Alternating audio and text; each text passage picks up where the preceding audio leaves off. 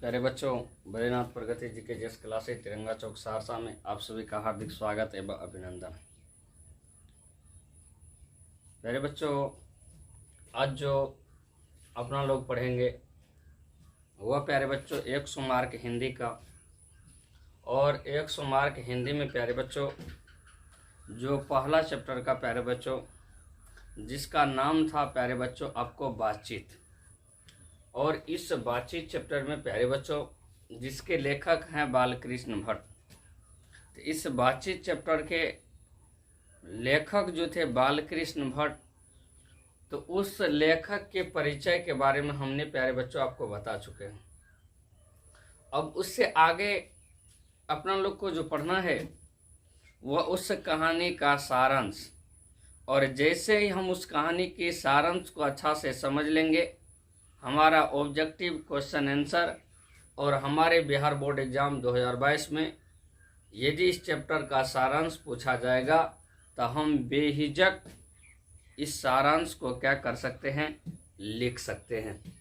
तो अब यदि इस कहानी के हम सारांश को क्या करते हैं, आपको आरंभ करते हैं।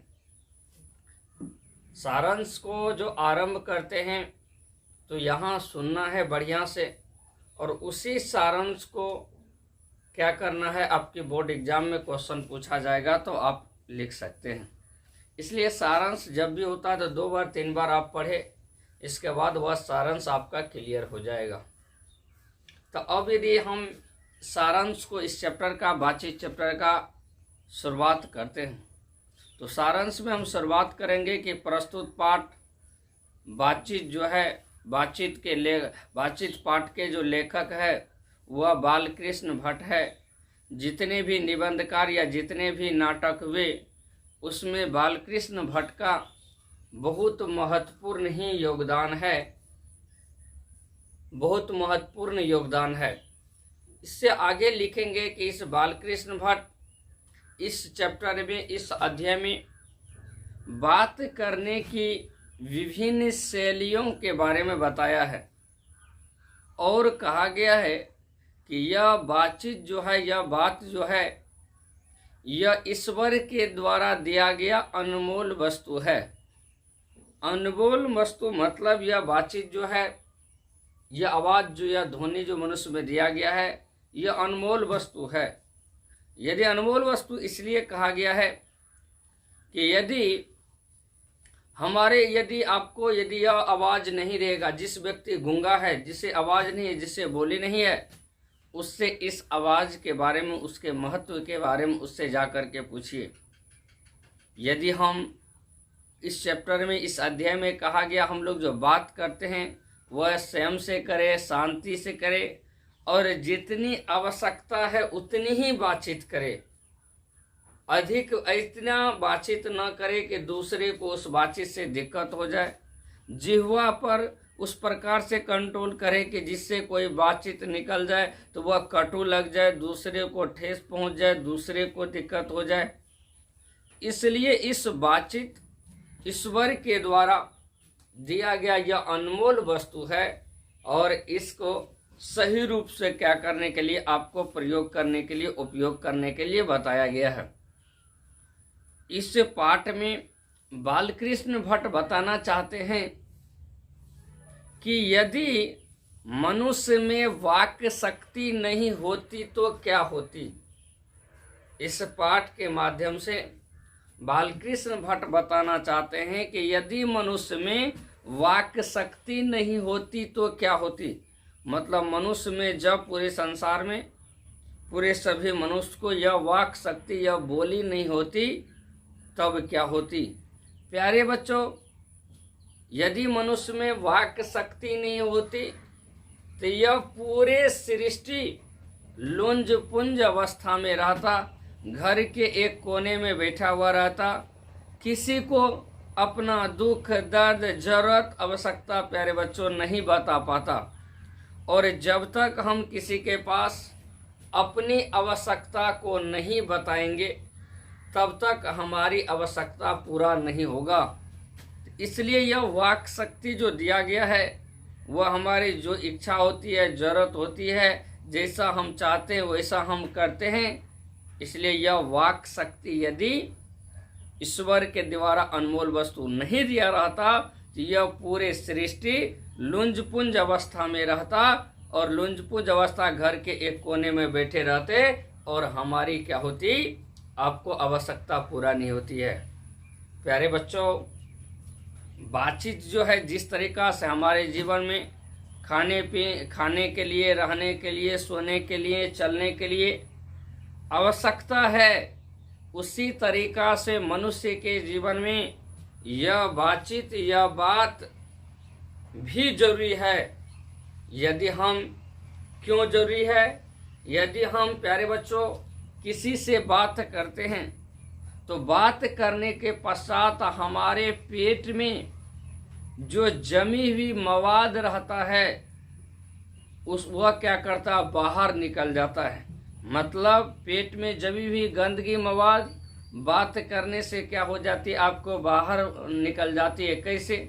आपको किसी से लड़ाई हो गया, किसी से झगड़ा हो गया, किसी से ईर्ष्या द्वेष हो गया, या कोई आपको जीवन में अच्छी घटना घटा या खराब घटना घटा, यदि आपके अंदर रहेगा तो वह किसी से नफरत, ईर्ष्या, द्वेष, तो आप उसको क्या करेंगे, मन ही मन घुटन महसूस करेंगे।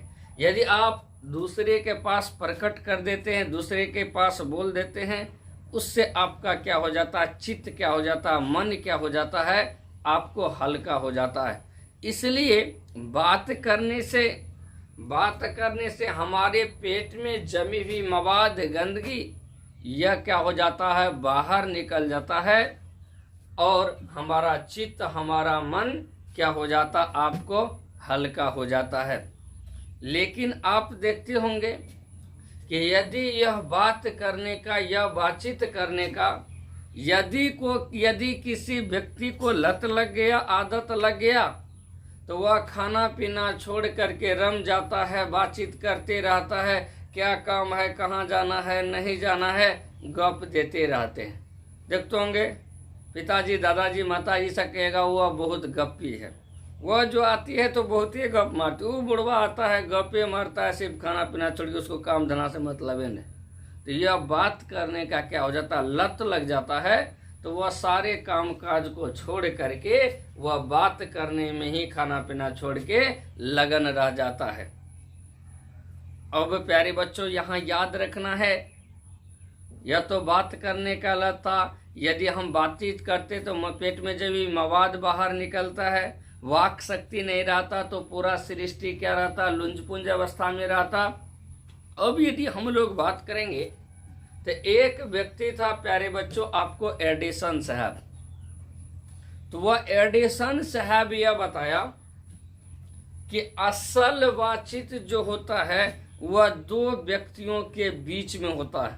क्वेश्चन आंसर में क्वेश्चन पूछा जाएगा कि असल बातचीत जो होता है वह दो व्यक्तियों के बीच में होता है। यह एडिसन बताया। एडिसन इसलिए बताया कि आप जब दो व्यक्ति बात करते हैं तो खुल करके बात करते हैं।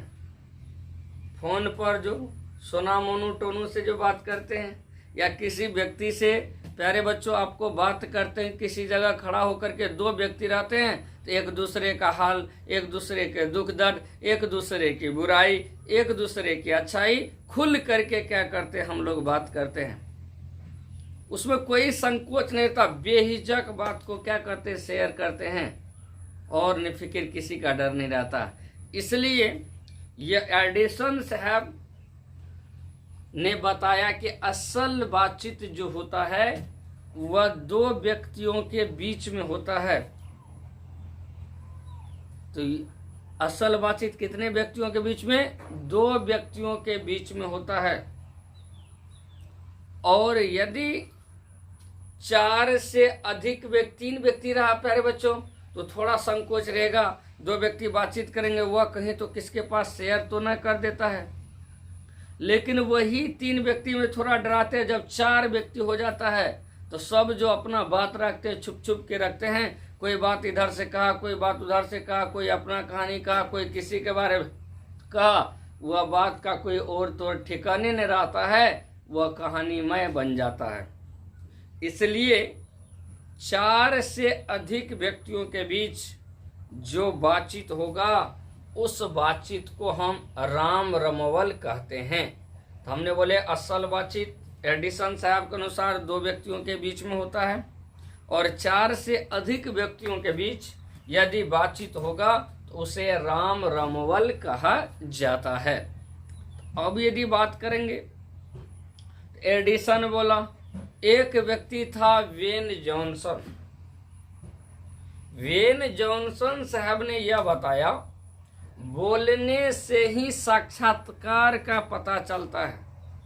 मतलब वेन जॉनसन यह बोले कि जब तक मनुष्य बोलेगा नहीं तब तक सही और गलत का कैसे पता चलेगा, कैसे साक्षात्कार होगा। इसलिए बोलने से ही किसी व्यक्ति का साक्षात्कार का सही और गलत का पता चलता है। क्यों कहा? क्योंकि प्यारे बच्चों, कोई अनजान व्यक्ति आ गया, वह आकर के एक जगह खड़ा हो गया, बात सुन रहा है। अब वह गूंगा है कि चोर है कि डाकू है कि पढ़ने वाला है कि साहित्यकार है कि महान है, क्या उसके बारे में पता कर सकते हैं? जैसे ही बातचीत करता है, जिस टॉपिक पे बात करता है, आप उसका कहाँ एम है, क्या फोकस है, किस तरीका है, आप तुरंत पकड़ लेते हैं। कोई इधर उधर वाला गप करते रहता, कदे वो खच्चड़ लफा लुचा है, जाने दो। जब बोलबे नहीं करेगा, कैसे पता चलेगा सही गलत का, कैसे साक्षात्कार के बारे में पता चलेगा? इसलिए वेन जॉनसन साहब ने यह बताया कि यदि बोलने से ही, बात करने से ही क्या होता है, साक्षात्कार होता है, उसके गुण और दोष का क्या होता है, पता चलता है।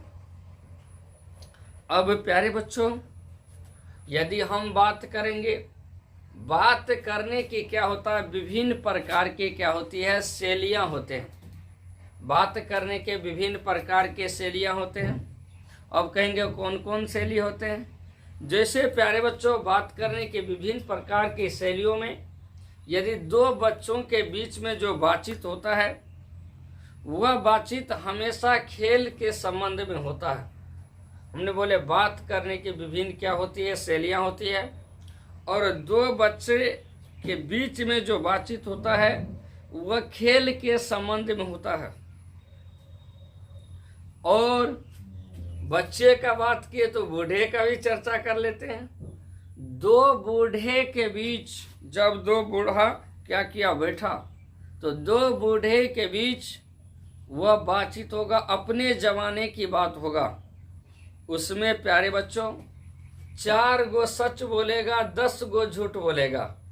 देखते होंगे बूढ़े सब बैठता है और कहेगा कि हम तो ये करते थे, वे करते थे, ऐसे करते थे, ये कष्ट किए, ऐसे किए, इतना मेहनत किए, तब ये हुआ, ऐसे हुआ, वे हुआ, तुम लोग नहीं करता, ऐसे करता, वे करता है। वो आप हमारे ज़माने में ऐसे नहीं चलता था, मोबाइल नहीं होगा तो क्या होगा, गाड़ी नहीं होगा तो क्या होगा, फ़ोन नहीं रहेगा तो क्या होगा, ऐसे नहीं होगा तो क्या होगा। अपने ज़माना का बात करेगा, लेकिन वह ज़माना वाला बात तो चलने वाला है नहीं। तो इसलिए 2 बूढ़े के बीच जो बातचीत होता है वो अपने जमाना की बातचीत होता है।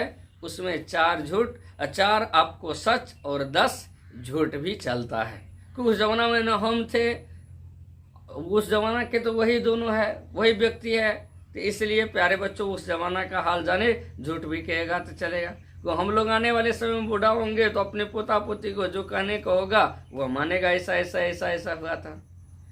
अब यदि 2 बूढ़े के बीच बातचीत था, लेकिन प्यारे बच्चों 2 बूढ़ियों के बीच जो बातचीत होता है वह हमेशा बहू एवं बेटियों के संबंध में होता है।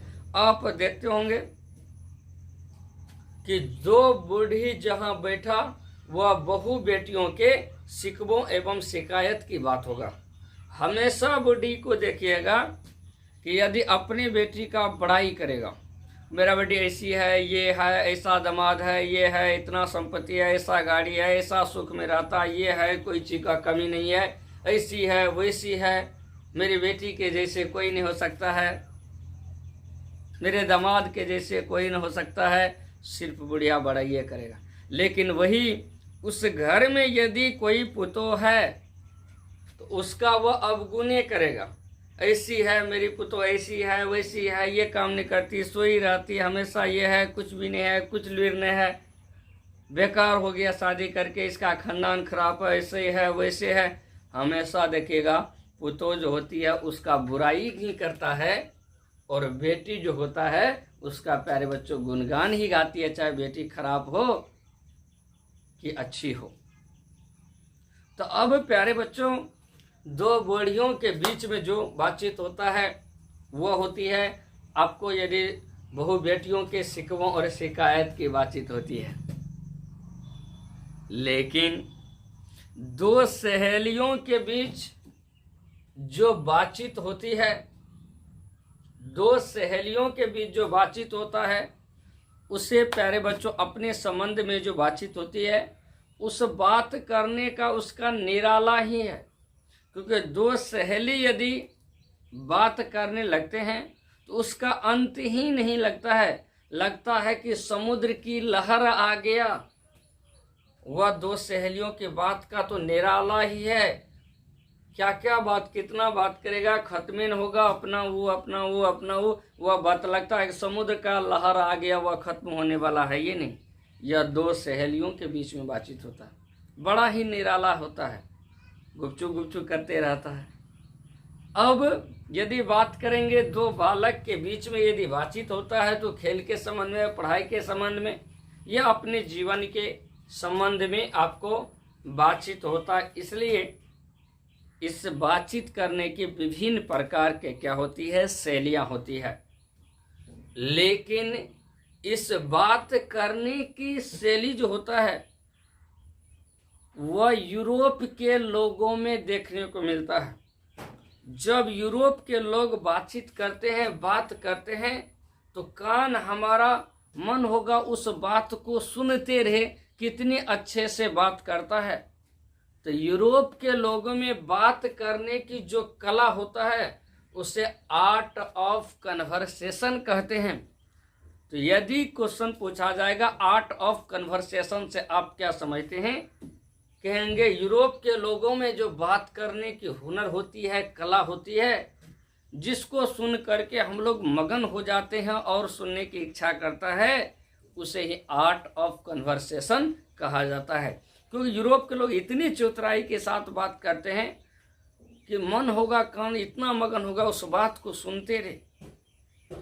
इसलिए प्यारे बच्चों, इस बात करने का जो होती है, आप कहा जाता है कि आप इस तरीका से बातचीत करें जिससे कि आपकी बातों को सुनने के लिए लोग मनमोहित हो। उसके अंदर क्या बात है, क्या कहता है, कोई कटु नहीं कहता है, सच बोलता है, हमेशा सच का साथ देता है, मधुर से बोलता है, शांत बोलता है, अधिक से अधिक नहीं बोलता है, और वह बोली का सही रूप से क्या करता है, प्रयोग करता है। इसलिए बालकृष्ण भट्ट यानी बात करने के बारे में, बातचीत करने के बारे में विभिन्न प्रकार के शैलियों और बातचीत करने से क्या गुण है, क्या दोष है, इसके बारे में इस निबंध के माध्यम से बालकृष्ण भट्ट ने क्या किया आपको बताया होगा। प्यारे बच्चों, इसी के साथ यह कहानी क्या हो जाती है, यह निबंध क्या हो जाता है, समाप्त हो जाता है। और इसको 2 बार 3 बार आप देखेंगे, आपको क्या हो जाएगा, हमें आशा है कि क्वेश्चन आंसर भी इसी के साथ आपका सॉल्व हो जाएगा, ऑब्जेक्टिव भी सॉल्व हो जाएगा, और प्यारे बच्चों सारांश भी आपका क्लियर हो जाएगा। धन्यवाद। जय हिंद, जय भारत।